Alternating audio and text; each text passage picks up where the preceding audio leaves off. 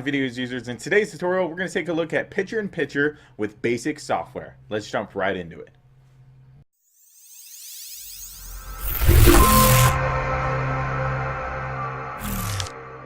What's going on, videos users? Hey, today we're going to do a tutorial on how to do picture-in-picture, especially picture-in-picture that involves moving objects and or zooming into an object. And it's a little bit more difficult when you do not have products that have motion tracking. So Premiere Pro and Hit for Film and a few other products, they all have or have the capability to get motion tracking if they don't come with it standard. The program I'm using and many programs that you may be using do not have it. But if your program uses the exact same methods that mine does, you know, stacking layers and such, you can make it happen in a decently professional manner without breaking the bank and having the top tier software on the market. All right, so that's what I want to put out there, is the fact that I think I've made some pretty cool stuff on this platform and this Filmora. Once again, I think I've made some pretty cool stuff. Even my intro with R2D2 electrifying my logo, I think that is just a really cool effect, because it takes what videos does, just making a simple animation, and it turns it into so much more. I added green screen effects to have like rain at one point, and then I have essentially a green screen effect of lightning that I have perfectly timed to activate when he shocks the logo, and stuff like that. It looks really cool in the end, and I think it looks professional. A lot of people don't like the music that's on it, but nevertheless, I think the actual effect of what is happening looks professional, and you can get those from the lower tier things, lower tier softwares. All right, so let's jump right into it. All right, so this one is a lot of people had questions and wanted to know how I did the video within sequences of the live action templates that they offer.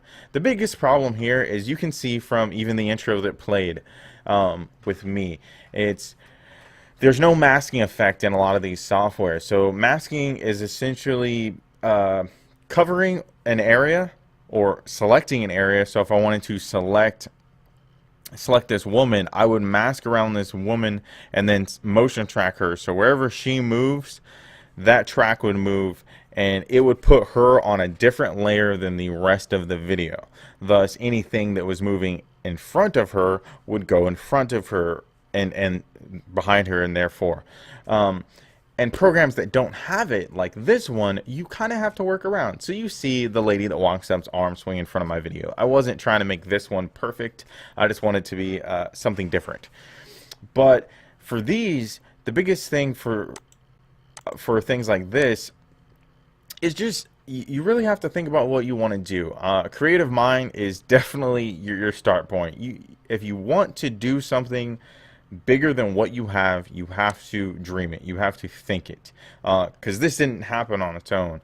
I looked at all the photos and I was like, I don't want 3 photos. 3 photos isn't, to me, it's not spectacular. It doesn't have a wow factor. And with everything that they offer, I think it's a great base, but I do not think it offers a wow factor until you give it your touch, until you give it that little something extra that makes it truly special, to make you marketable.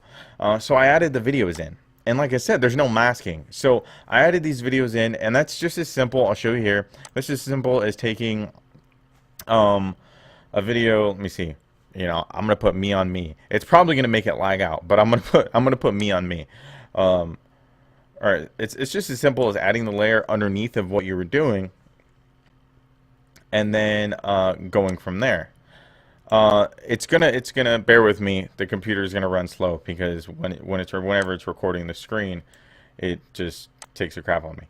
But so these that are already pre-printed here was a picture in the end, and I had to take a picture and crop one of these little buttons out, so you can see that these ones look different, and that's because I cropped a little not button, magnet out, and then I gave it a little bit of shading and color contrast. I didn't do it too much because I realized that the video was going to take place. It's going to zoom into it, and then that's going to be in the past, and it's going to happen all within a second.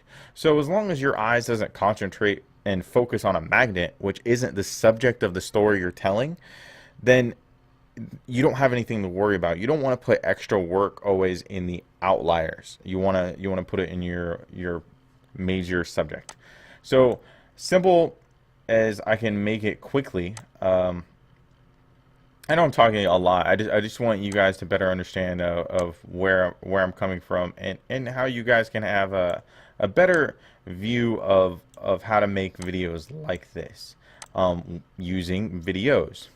So this took a lot of annoying critiquing, putting these in here, right? So as you can see, just like that, I covered up the original pane, right? Mostly. We're not gonna do it perfect. I nailed it pretty well off in the video. You can make it bigger than the original picture in the video that has been viewed a bunch of times on the little page. But you notice there's no masking feature. It covers up those magnets. Well, that was a problem. So I made this. Let me zoom up here. Sorry. And I made this little cutout. It looks crappy because they enlarge it. So I take the cutout, and it's just a PNG file, right? So if I have it on layer 1 up here, you can do color correction and stuff like that to really give it detail. But if you have it on layer 3, you can't. As far as Filmora is concerned, you can't. But what you can do to give it a little bit of touch, nothing much really, you can add a little shadow to it. I think I had it down just to give it a little shadow, and then you can add a border. I also did that. So I just had black on black because I wanted to make it overall darker, and I think I put the distance at 1. And then add some blur. This isn't, I'm not going to say this is exactly what I went with, but you get the idea. You work it to your eye. You understand the object is going to be extraordinarily small.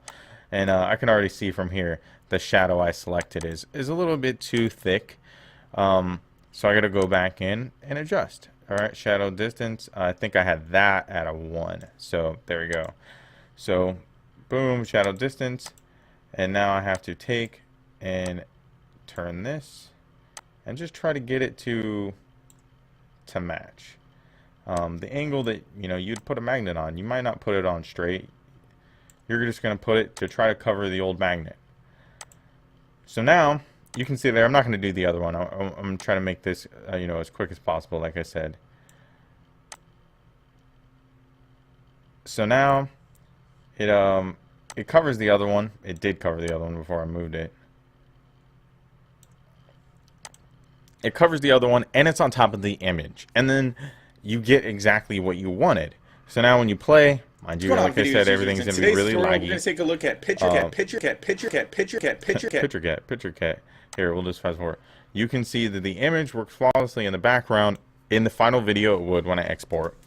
And it looks like it was pretty much meant to be there. Like there's video screens on the TV. And what I love about this live action template is that there's no I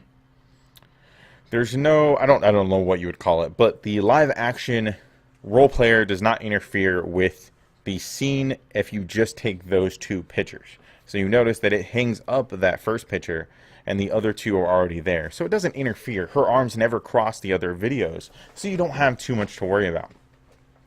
So, that's how you integrate that. But to do a zoom feature, you can't just zoom into it because it's going to zoom and it's going to displace your video. So your video is going to end up way over here or over here, wherever you decide to zoom in. If you decide to zoom into this one or this one. So what you have to do is create your videos, create your PNG files, however you want to do that, adding your layers on top of each other. And then you're going to save that file. If you add both videos, just like I have here, I have 2 videos playing. You're going to save that as a file. And now when you come back in to the video, then you can do what I shared in the other tutorial, and you can go and use crop features. Whatever program you're using, they should all have this same pan and zoom feature. and then you're going to select whatever video you want to zoom in on and go from there as so. Okay, so but you have to do it after you render your video. But it should be a really quick render because it's going to be so short. So it really shouldn't take that long. Nothing more than maybe a minute on most computers because it's only a 9-second clip, 6-second clip, etc. So hopefully you guys get a good understanding of how to do stuff like that. A big thing that I'm a really big fan of is green screen effects. So I do have a green screen. That's how I got that. But I actually have like 4 of them. But it's big fan of green screen effects. Over here, I'll drag this folder in. I have just, I don't know. There's probably like 50 to 70 in here alone or more. There's other stuff in here, but mainly this is all green screen effects. I haven't used them all, but I've just tested a bunch of them to really see what I can do with it, how much I can make something change from what it originally was. Because if you looked at the original Beely animation that Videos makes, I'll do a specific video on just the R2-D2 transformation of how I made that happen. It looks nothing like my final product.